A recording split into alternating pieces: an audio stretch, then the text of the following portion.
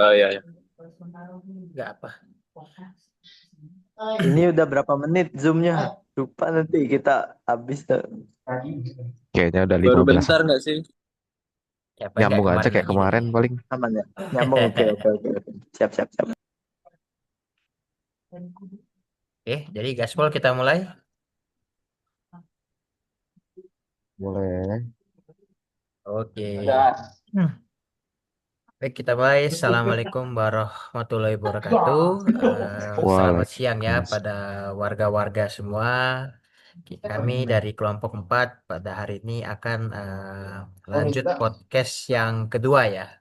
Kalau yang pertama kita kemarin sempat ngebahas terkait beberapa permasalahan di Indonesia ya. Nah, untuk hari ini kita dengan tema beberapa mungkin harapan atau tindakan atau langkah-langkah ya yang akan kita lakukan sebagai orang pekerjaan umum itu dalam mengatasi beberapa masalah di Indonesia atau bagaimana kita sebagai calon ASN Kementerian Pekerjaan Umum membuat tempat kita sendiri itu menjadi lebih baik atau lebih kuat ya.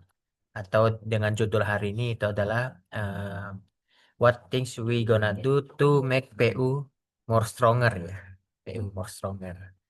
Nah, untuk hari ini kita sudah kedatangan ini ya, tamu-tamu andalan kita ya, seperti biasa, geng-geng dari kelompok 4. Jadi untuk awalan ini, sebenarnya ada beberapa langkah yang kita rekap atau siapkan untuk menjadi bahan diskusi pada hari ini.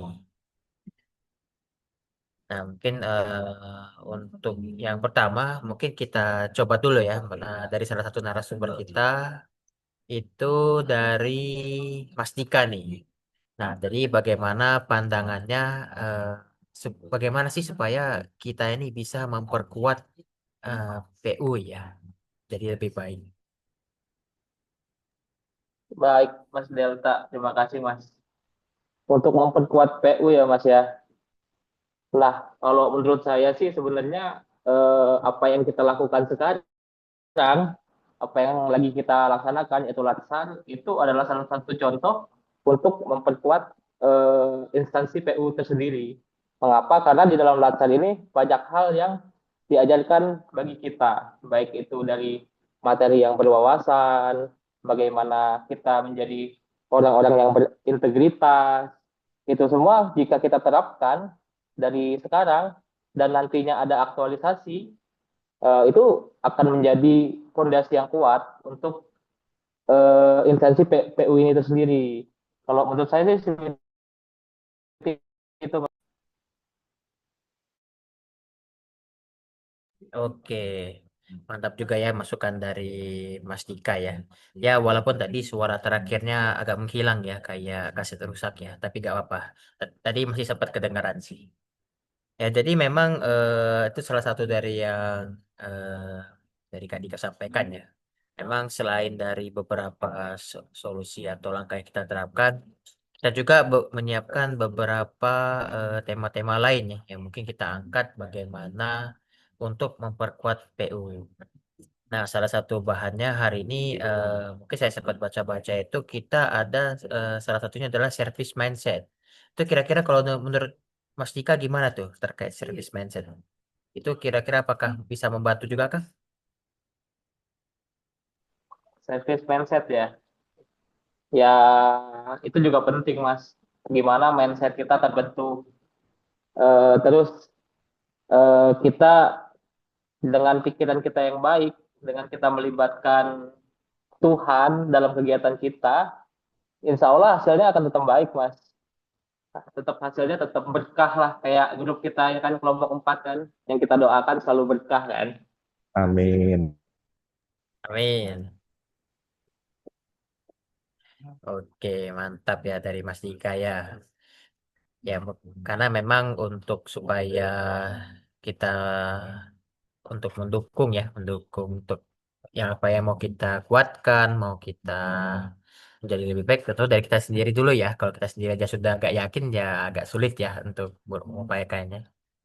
Nah, itu selain service mindset, kita juga ada beberapa tema yang mau kita diskusikan itu terkait transformasi digital nih. Nah, itu kira-kira bagaimana pandangannya dari Mas Farid? Bagaimana sih supaya kita bisa melakukan itu? Oke, jadi sekarang ini kan udah zaman modern ya, di mana internet itu udah di mana-mana, kita bisa akses di mana-mana, di mana saja, kapan saja. Jadi kita harus mempercepat transformasi digital, di mana semua pekerjaan kita harus alihkan ke digital supaya kita lebih bisa mengefisiensikan waktu dan juga biaya. Nah, terus kita kan dapat email PU nih. Jadi kita juga harus memaksimalkan fitur-fitur yang ditawarkan pada Workspace Microsoft 365. Dengan hal itu kayak seperti ini kita menggunakan Microsoft Meet, tidak lagi dengan Zoom karena kita kan sudah mendapatkan email PU, jadi kita bisa memaksimalkan hal itu. Setelah itu juga dengan distribusi atau publikasi data, kita bisa memanfaatkan media sosial dengan semaksimal mungkin. Di mana menurut saya lebih banyak konten-konten yang berbau teknis sehingga banyak masyarakat awam yang kurang paham. Jadi menurut saya bagaimana kalau kita membuat konten yang disebarkan di media sosial menggunakan bahasa-bahasa yang mudah dimengerti oleh masyarakat awam sehingga masyarakat pun bisa memberikan aduan mereka langsung di kolom komentar atau juga bisa dari direct message. Nah, dengan konten-konten yang disebar di medsos itu kita bisa membuat masyarakat itu langsung memantau apa yang kita kerjakan. Mereka juga bisa langsung memberikan aduan dengan waktu yang cepat. Misalnya di suatu tempat ada jalan rusak, mereka langsung komen atau DM ke Instagram. Itu kan jadi lebih cepat dibandingkan dengan website ya. Saya rasa media sosial ini jauh lebih cepat dibanding itu. Walaupun website itu juga bagus, kita bisa membuat berita-berita secara formal ya ini tentang apa yang sudah dikerjakan di PU itu gimana sih sehingga masyarakat tuh bisa sambil membaca berita sambil menambah wawasan mereka gitu Mas. Oke, berarti memang salah satu harapan dari transformasi digital ini ya, supaya lebih memperkuat komunikasi ya antara pemerintah dengan masyarakat tentunya ya. Tapi Ya kalau betul, itu penting. kalau dari pandangan Mas Farid, kalau di PU sendiri tuh kira-kira apakah sudah mulai baik untuk level digitalisasinya atau masih bisa lebih baik lagi nih nantinya? Kalau dari Instagram, dari sosial media Kementerian PU itu udah sangat bagus ya. Dari desain-desainnya yang sudah rapi, sudah menarik, eye-catching. Tapi mungkin dari kontennya bisa lebih menggunakan bahasa-bahasa yang mudah dimengerti. Karena tidak semua orang tuh paham dengan bahasa-bahasa teknis, tapi tergantung tujuan mereka ya. Tujuannya apakah ini untuk masyarakat atau untuk masyarakat yang paham dengan hal teknis tersebut. Gitu. Tapi untuk juga eh, kayak nggak semua balai sih, nggak semua balai itu sosial medianya sudah bagus. Saya lihat di beberapa balai kayak di balai saya pun masih perlu diperbaiki lagi hal-hal yang bisa disebarkan melalui media sosial. Itu sih, Mas. Oke, berarti memang masih ada peluang ya kita untuk memajukan PU ini dari bidang digital ya, karena memang masih ada beberapa hal yang sudah baik, ada beberapa juga yang masih perlu di ini ya dikembangkan lagi ya. Perlu Dan ditingkatkan ya. namun ya, namun memang karena ini masih dalam proses ya, jadi ya insya Allah kita masih ada jalan sih untuk mengembangin. Oke, Ya, itulah kalau kita harus mempercepat transformasi digital ini. oke siap. Ya, berarti eh, itu bagian dari sisi transformasi digital.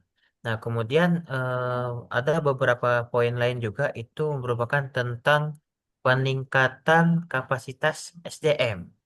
Ini bagaimana maksudnya dari Mas Fajri terkait poin ini? Ya, kalau SDM seperti yang kita tahu ya, kalau walaupun kita udah harapan kita kan teknologi kayak yang dibilang Mas Farid tadi itu berkembang, kita ngikutin transformasi digital atau mindset itu juga kembali ke SDM nih, ke orang-orang yang ada di internal PU.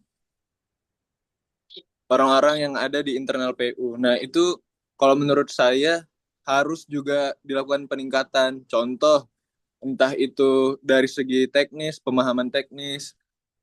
Kalau sekarang kan di PU juga terus mendukung nih, mensupport kita kayak ngasih beasiswa buat S2 atau sekolah tingkat lanjut lain-lainnya.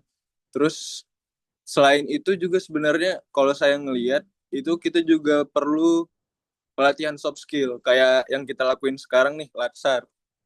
Itu tuh itu juga ngelatih gimana cara kita komunikasi, gimana kepemimpinan, dan hal-hal lain yang bakal banyak kita dapat lah di Latsar ini.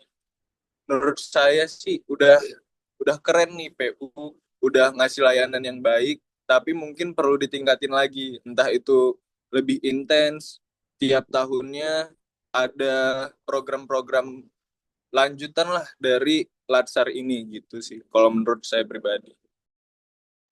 Oke, berarti mantap ya, masih banyak juga ya yang bisa kita lakuin ya, terutama dari sisi eh, pengembangan ya.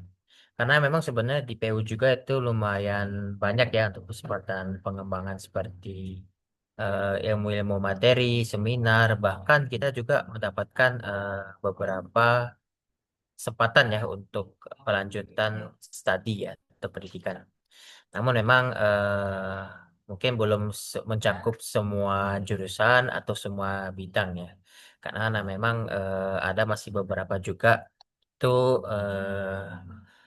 mungkin ada jurusan-jurusan yang mungkin jarang dibuka atau sejenisnya.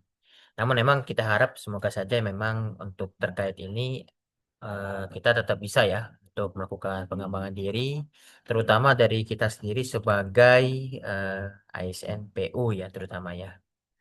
Karena kita kita juga merupakan calon penerus dari eh, orang-orang sebelumnya, dan kemudian ini kita juga akan eh, ini ya berbaur dengan masyarakat ya tentunya setelah itu ya. Karena dengan itu juga kita itu berarti menurut Mas Fajri penting ya untuk ningkatin kapasitas SDM itu ya.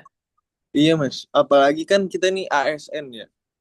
Tombak pelayanan dari pemerintah itu kan adanya di ASN. Kalau SDM-nya jelek, itu kan jadi makin banyak ketidakpercayaan masyarakat gitu kan. Protes-protesnya makin lebih besar gitu. Kalau SDM-nya tuh jelek. Jadi ya harus terus ditingkatin gitu. Oke, mantap nih poin yang dari Mas Fajri nih.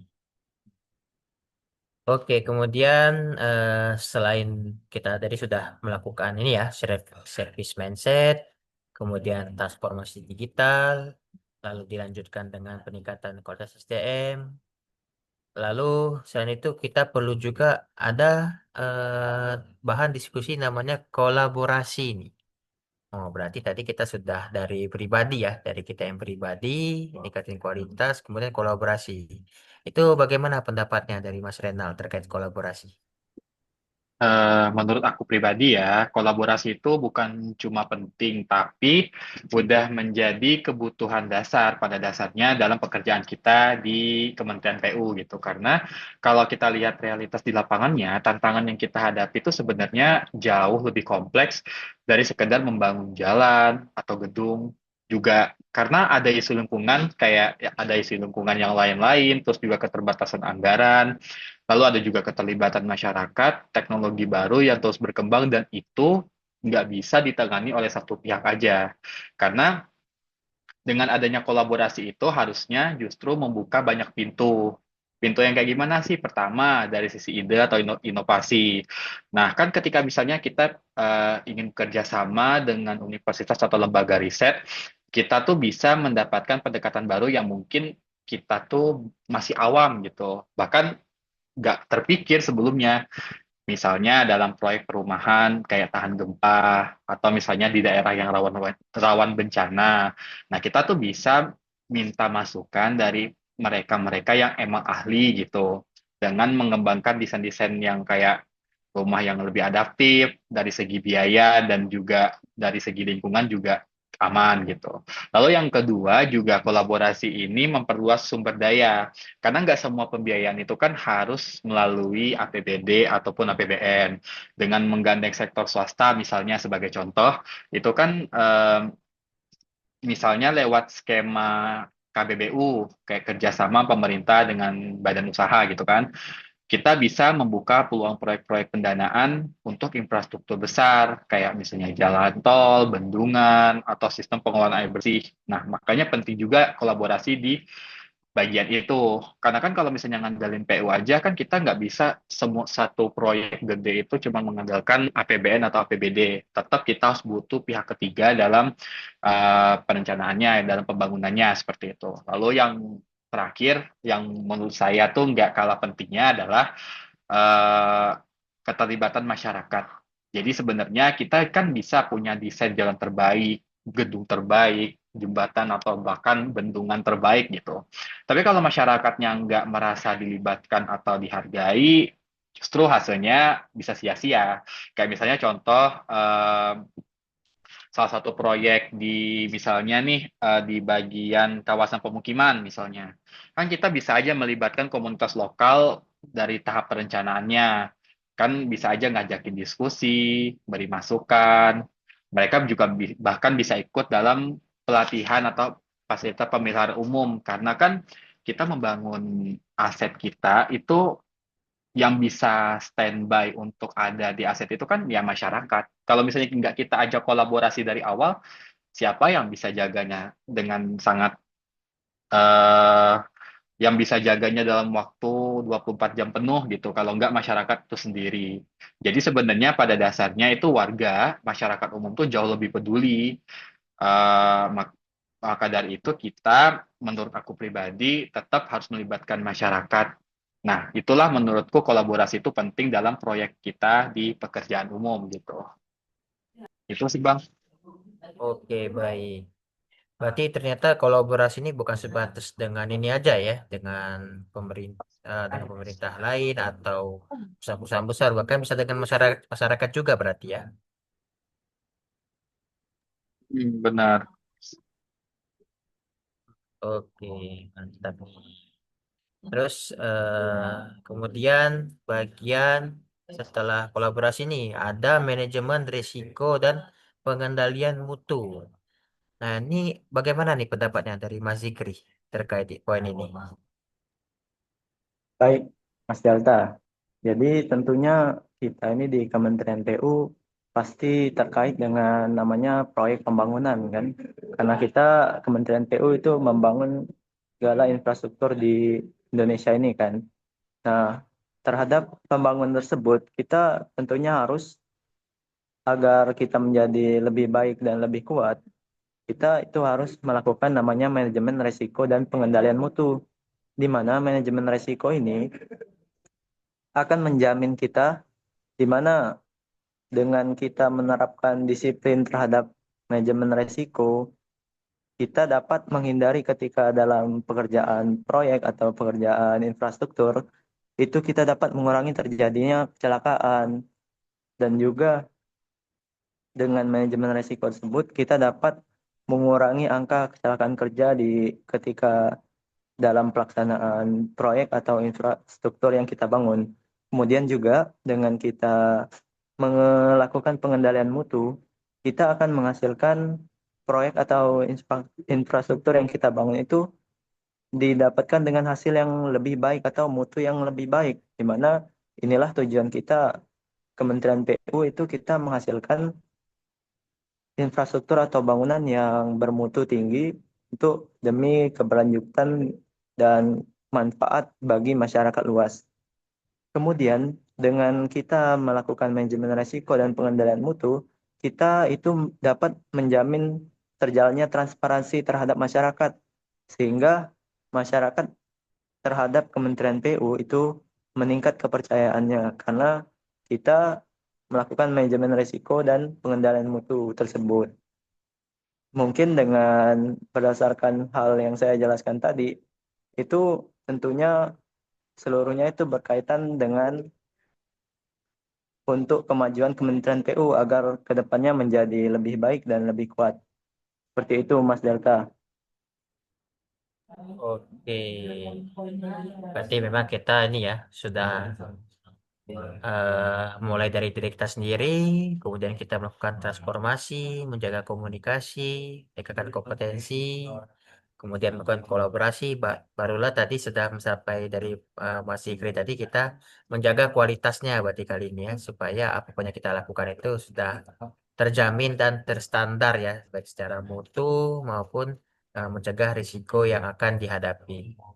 Oke, Betul sekali. mantap dari Mas Sigri. Baik. Ya, betul. Nah, ini poin terakhir nih. Poin terakhir setelah dari semua enam itu ada inovasi dan keterlibatan publik.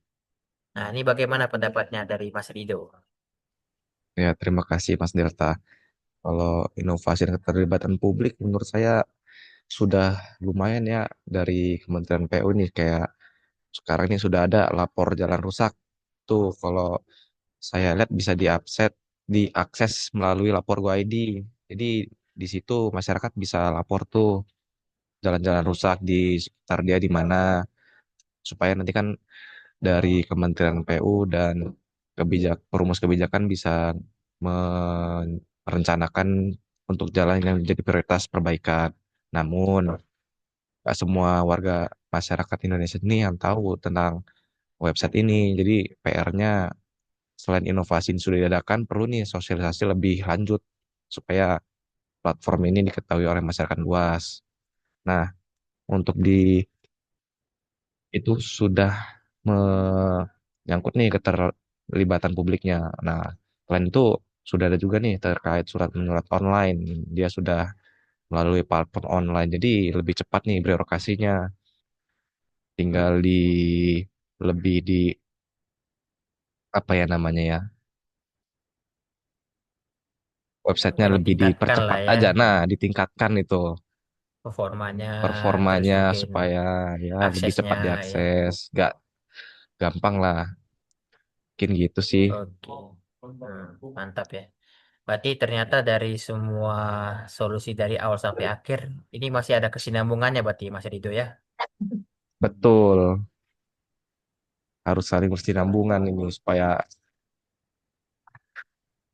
rasanya ya, Se- Supaya apa namanya? Supaya lancar. supaya lancar lah, Ses- Supaya sesuai tema awal kita ya.